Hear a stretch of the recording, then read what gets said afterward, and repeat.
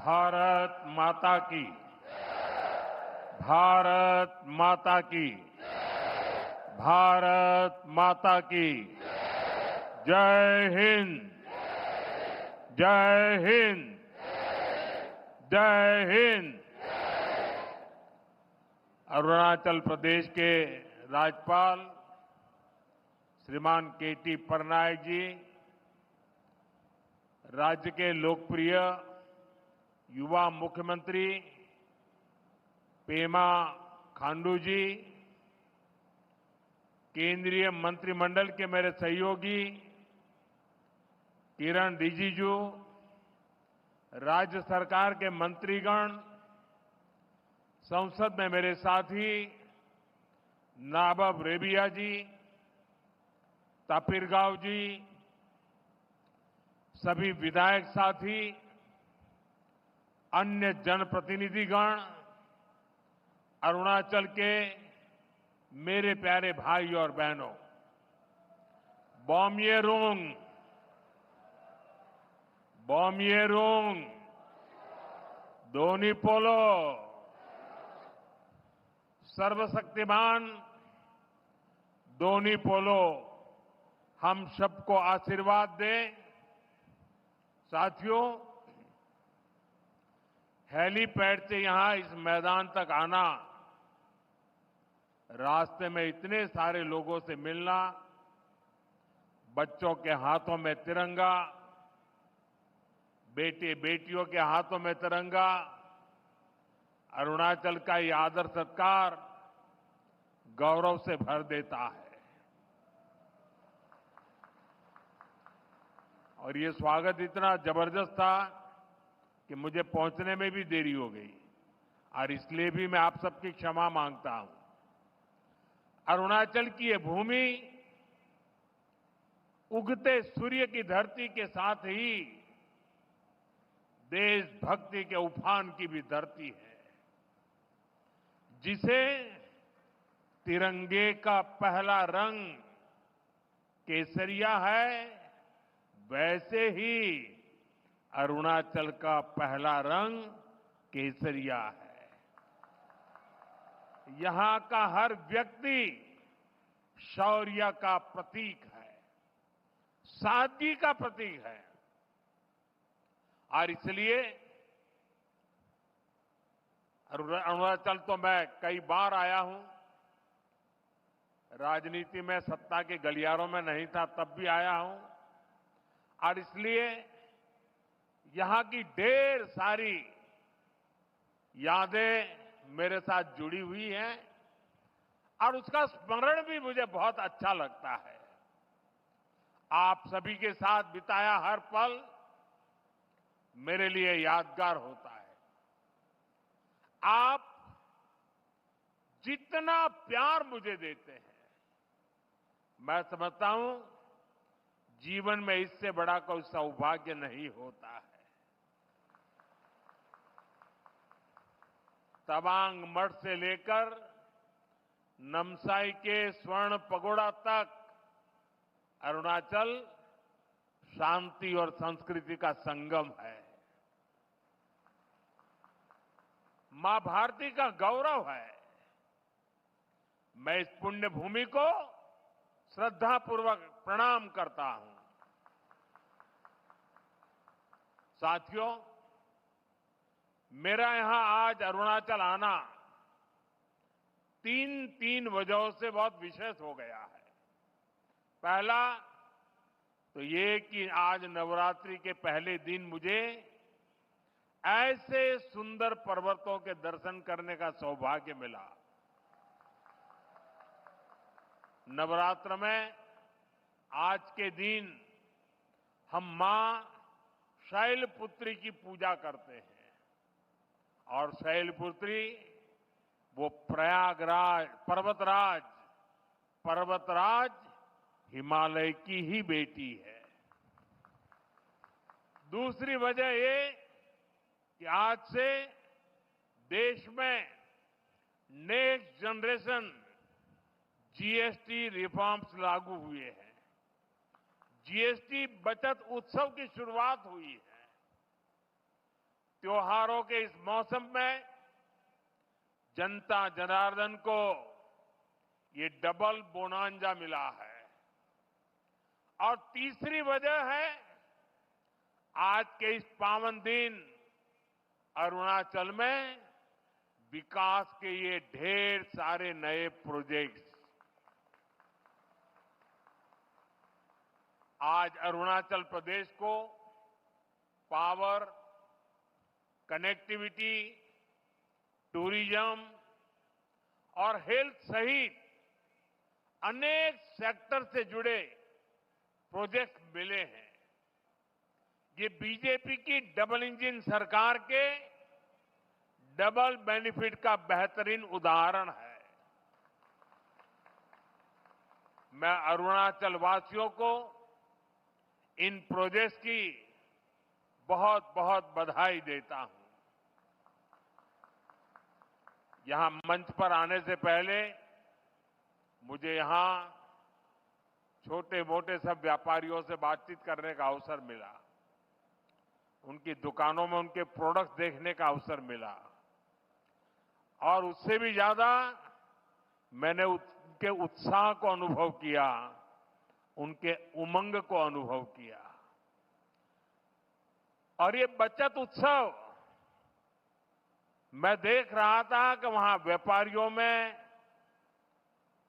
भिन्न भिन्न भांति की चीजों का निर्माण करने वालों में और आज जनता जनार्दन के इतने विशाल रूप में मुझे साफ साफ नजर आ रहा है।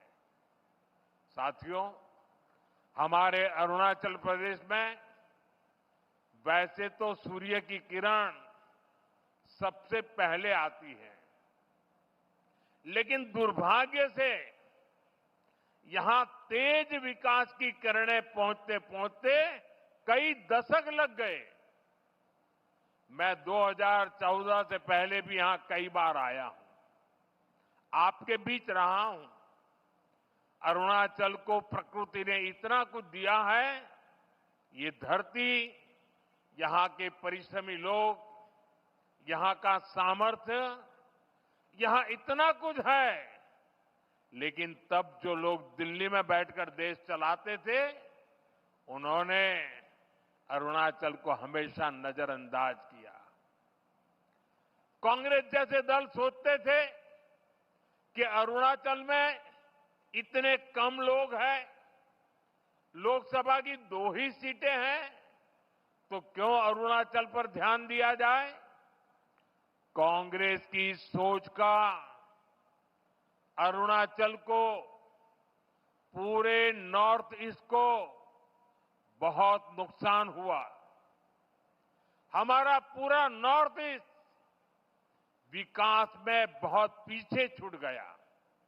साथियों, आपने जब 2014 में मुझे देश की सेवा का अवसर दिया, तो मैंने कांग्रेसी सोच से देश को मुक्ति दिलाने की ठान ली।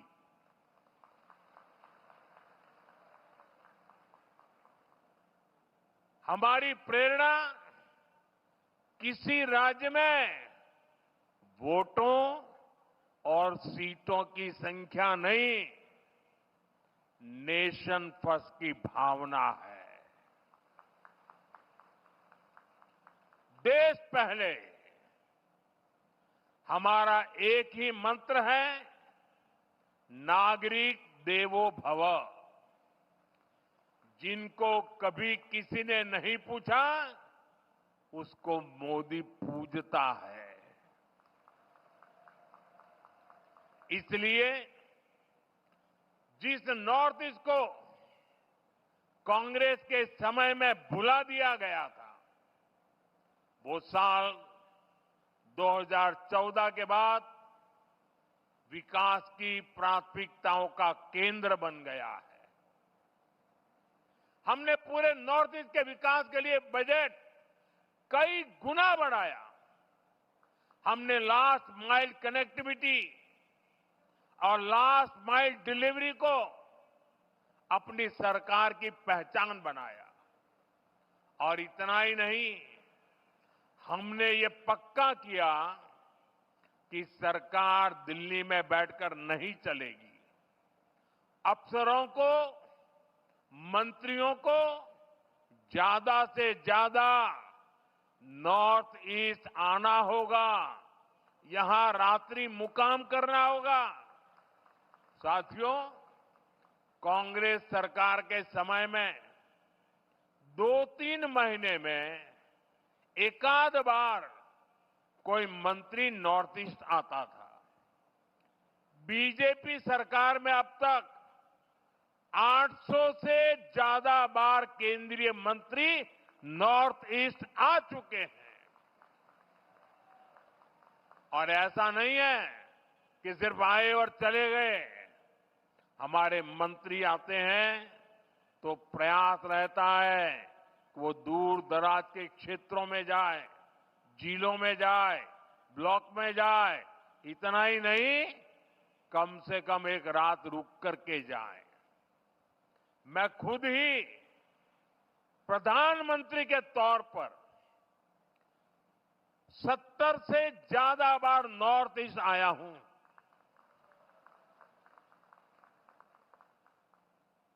अभी पिछले हफ्ते ही मैं मिजोरम, मणिपुर और असम गया था और रात गुवाहाटी में रुका था। नॉर्थ ईस्ट मुझे दिल से पसंद है और इसलिए हमने दिल की दूरी भी मिटाई है, दिल्ली को आपके पास लेकर के आए हैं। साथियों, हम नॉर्थ ईस्ट के 8 राज्यों को अष्टलक्ष्मी के रूप में पूजते हैं। इसलिए इस क्षेत्र को विकास में पीछे नहीं देख सकते। यहां विकास के लिए केंद्र सरकार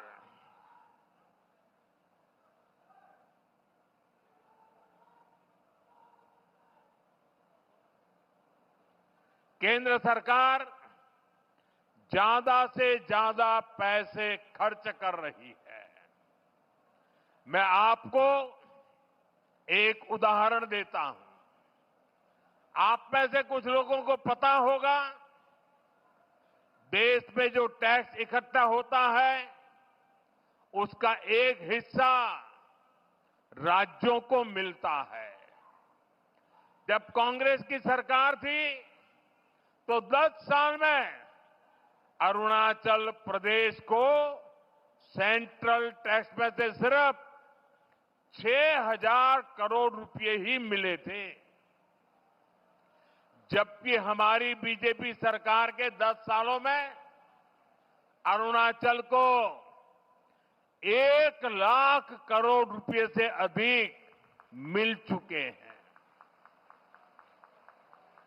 यानी बीजेपी की सरकार ने अरुणाचल को 16 गुना ज्यादा पैसा दिया है। और ये सिर्फ टैक्स का हिस्सा है।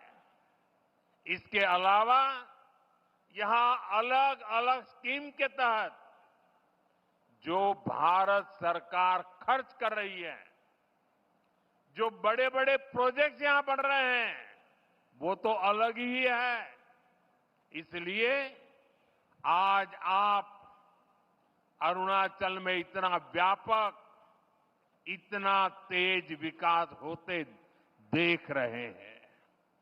साथियों, जब नेक नियत से काम होता है, जब प्रयासों में ईमानदारी होती है, तो उसके नतीजे भी दिखते हैं।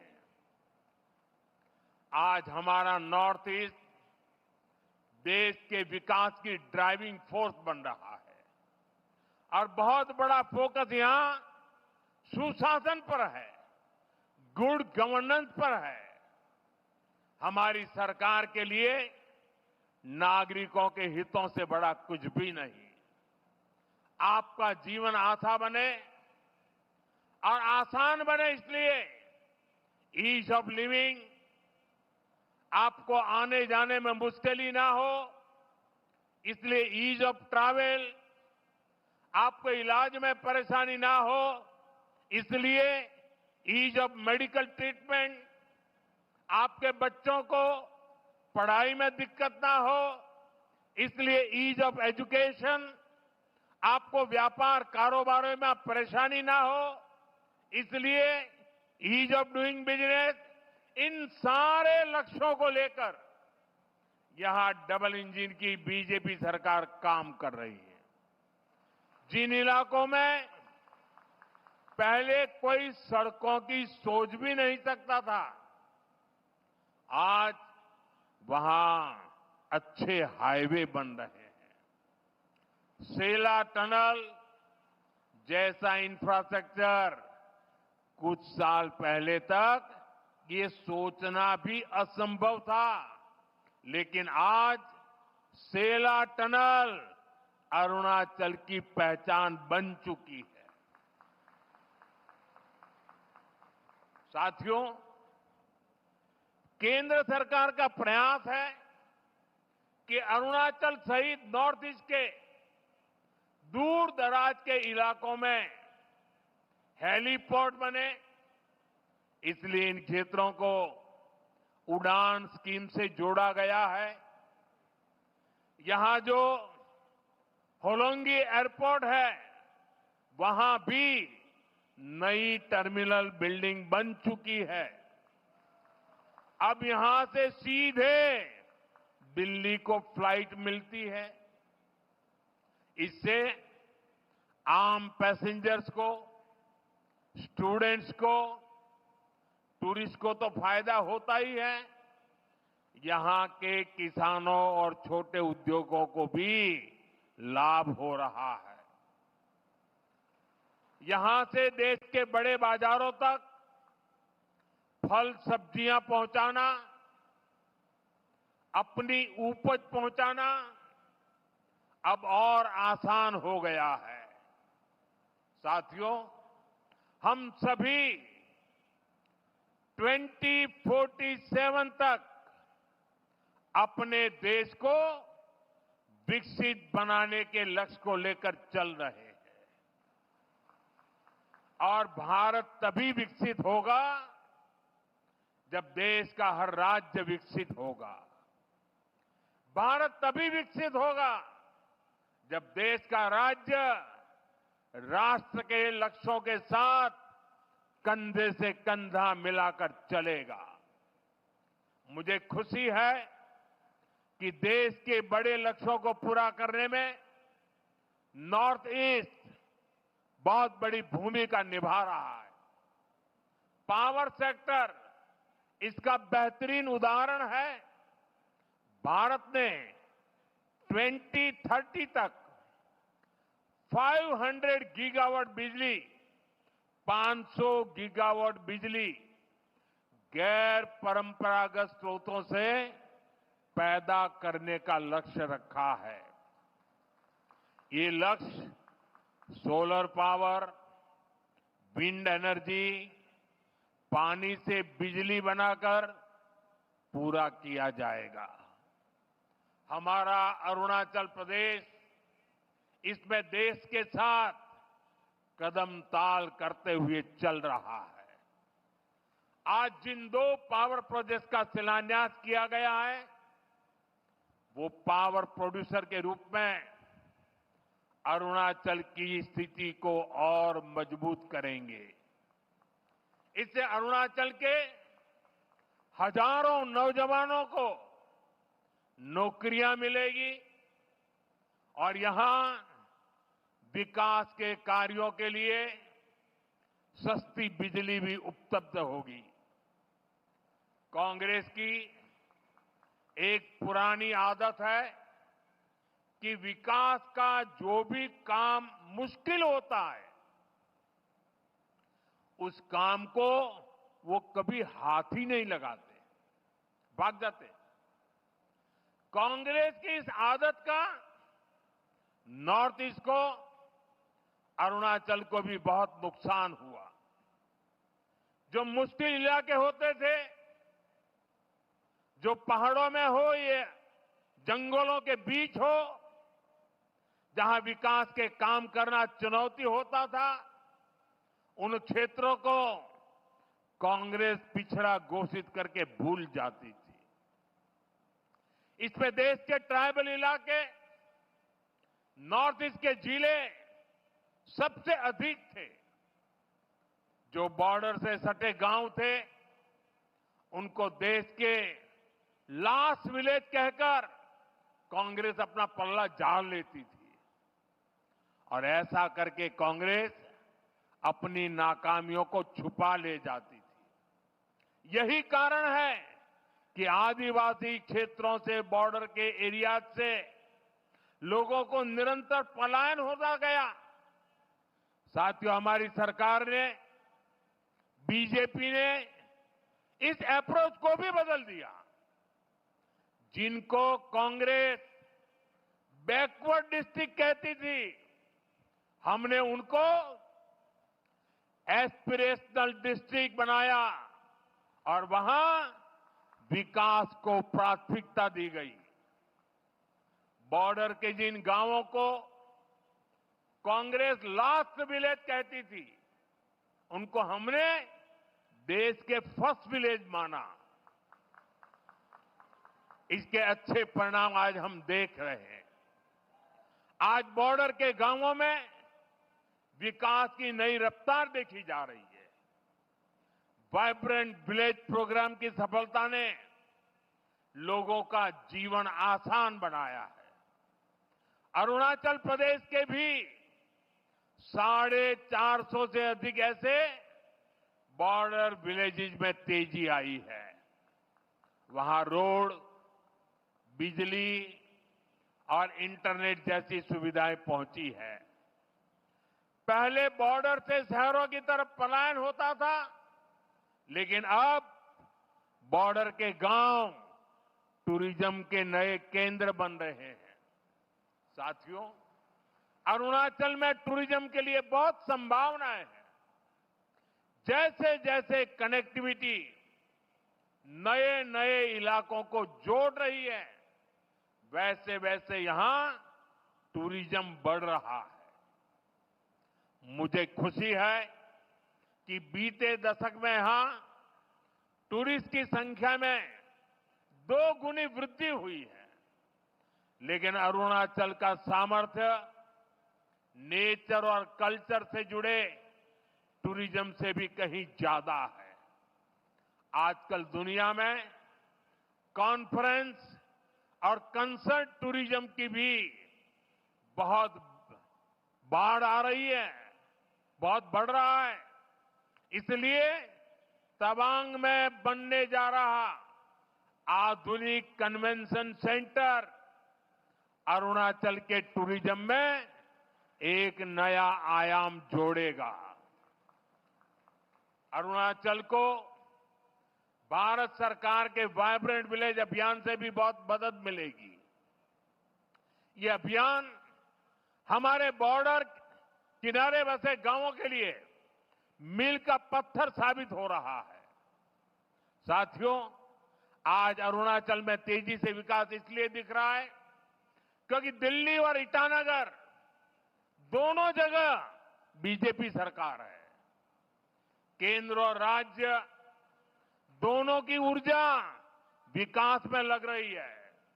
अब जैसे यहां कैंसर इंस्टीट्यूट का काम शुरू हुआ है, यहां मेडिकल कॉलेज बन रहे हैं, आयुष्मान स्कीम से यहां अनेक साथियों को मुफ्त इलाज मिल रहा है।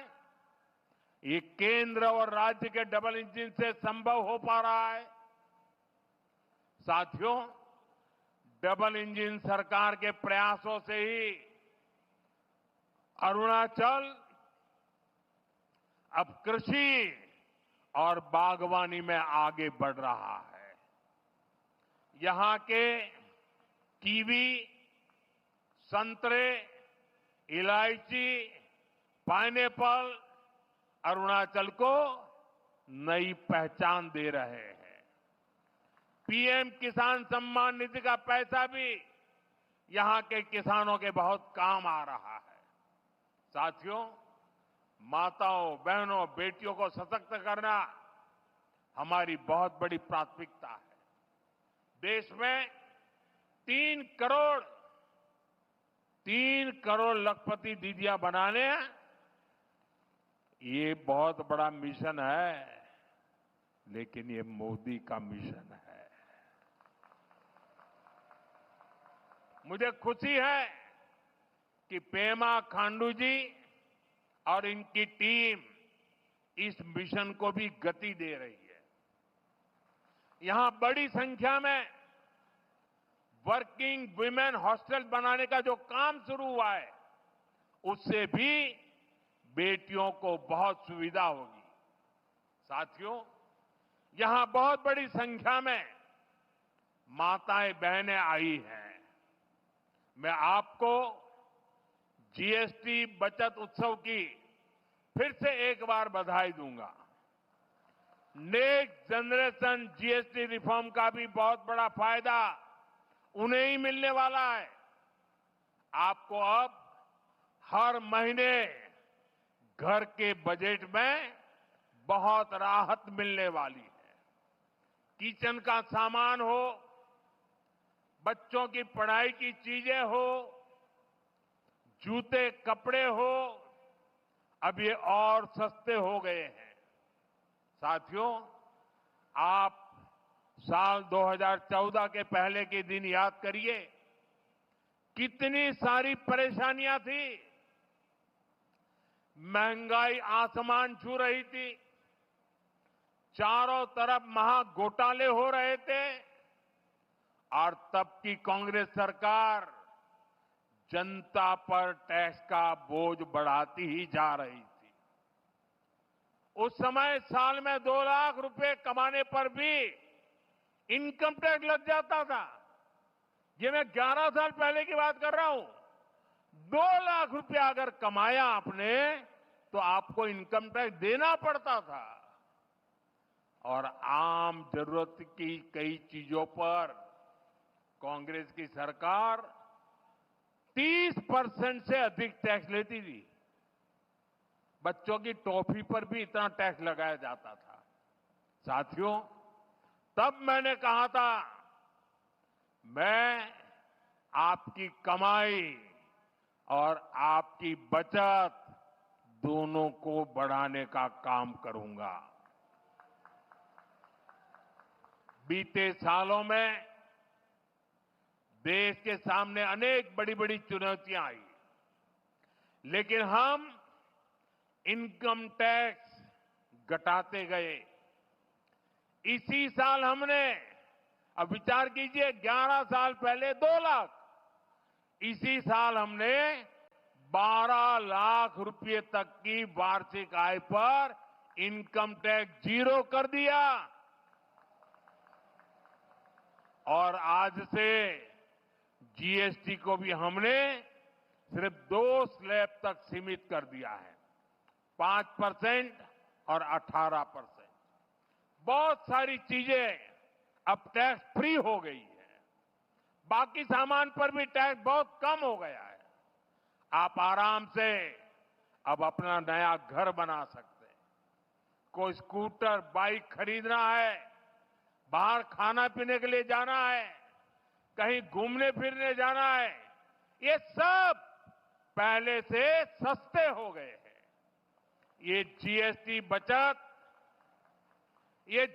बचत उत्सव आपके लिए बहुत यादगार बनने वाला है।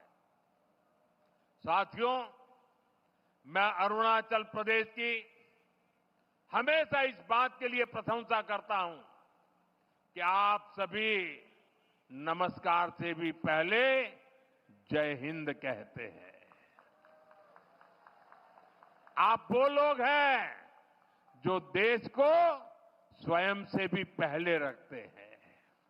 आज जब हम सब मिलकर विकसित भारत बनाने के लिए इतनी मेहनत कर रहे हैं, तो देश की हमसे भी एक अपेक्षा है।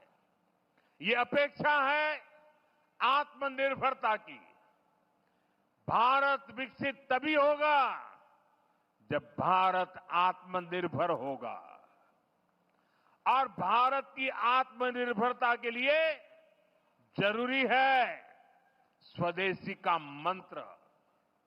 आज समय की मांग है, देश की मांग है कि हम स्वदेशी अपनाएं, खरीदे वही जो देश में बना हो, बेचे वही जो देश में बना हो, गर्व से कहें ये स्वदेशी है। मेरे साथ बोलेंगे? आप लोग मेरे साथ बोलेंगे? मैं कहूंगा गर्व से कहें, आप कहें ये स्वदेशी है। गर्व से कहें, गर्व से कहें, गर्व से कहें। इसी मंत्र पर चलते हुए देश का विकास होगा, अरुणाचल का, नॉर्थ ईस्ट का विकास तेज होगा। एक बार फिर आपको इन विकास परियोजनाओं के लिए बहुत बहुत शुभकामनाएं देता हूं। आज नवरात्रि का पावन पर्व भी है, बचत उत्सव भी है। तो इस उत्सव में शरीक होने के लिए मेरी एक रिक्वेस्ट है आपको, अपना मोबाइल फोन बाहर निकालिए और मोबाइल फोन का फ्लैश लाइट चालू कीजिए। सब अपने मोबाइल की फ्लैश लाइट चालू करें। सबके मोबाइल की फ्लैश लाइट चालू करिए और हाथ ऊपर कीजिए सबका। सब अपने मोबाइल की फ्लैश लाइट। ये बचत उत्सव का नजारा है, ये बचत उत्सव की ताकत है।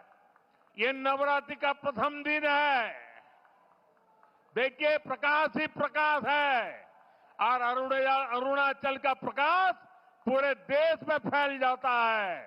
देखिए चारों तरफ नजारा देखिए, चारों तरफ नजारा देखिए, रोशनी ही रोशनी, चमकते तारों की तरह। मेरी आप सबको बहुत बहुत शुभकामनाएं, बहुत बहुत धन्यवाद।